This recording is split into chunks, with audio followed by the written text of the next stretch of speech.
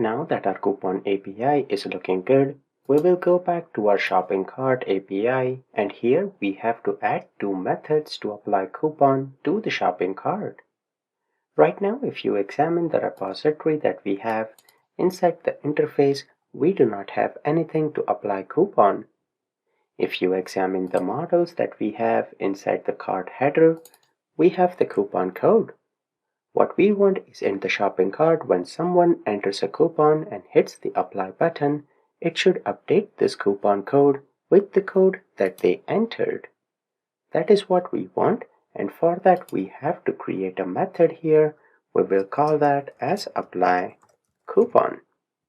We are inside the iCart repository, so make sure that you open that. Inside the shopping cart, we have the iCart repository. Here, when we want to apply a coupon, we just need a string because we need to know what is the user ID for which we want to apply a coupon, and then we need the coupon code. Those will be the only two parameters needed. The return type, we will just return a Boolean flag. This will be the method to apply a coupon. Similarly, let's add a method to remove a coupon code. If we want to remove a coupon code, we just need the user ID. Based on that, we can find the cart header from the database and remove the coupon code. Let's implement both of these inside the cart repository. So we'll implement the interface. And first we have the apply coupon. So we need to retrieve the cart header from database. So we'll say variable cart from DB is equal to _DB dot headers dot first dot default async, and we want to retrieve based on the user ID.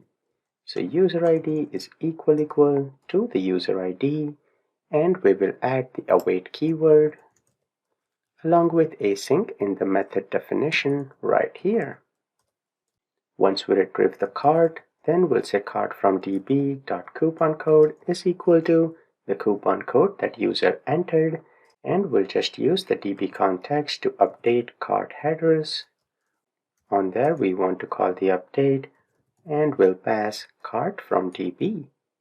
After that we'll just use await _db dot save the changes. Once everything is done, we will return true. This is the logic for applying a coupon. We will copy this and we will find out the remove coupon.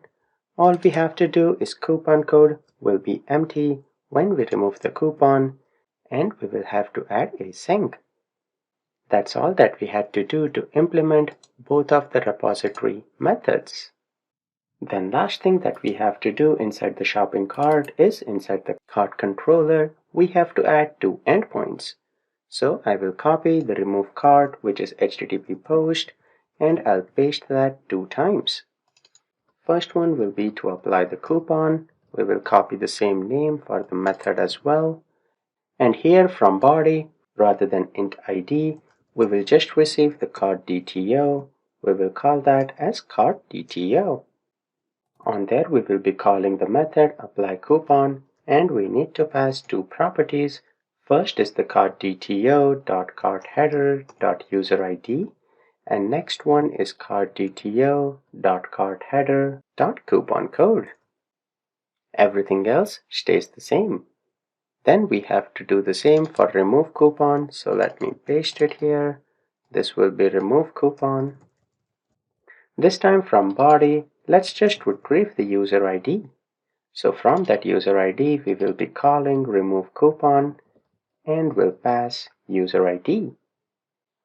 It will be returning Boolean, so everything looks good for both the endpoints.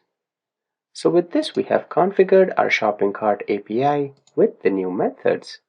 Let's continue in the next video.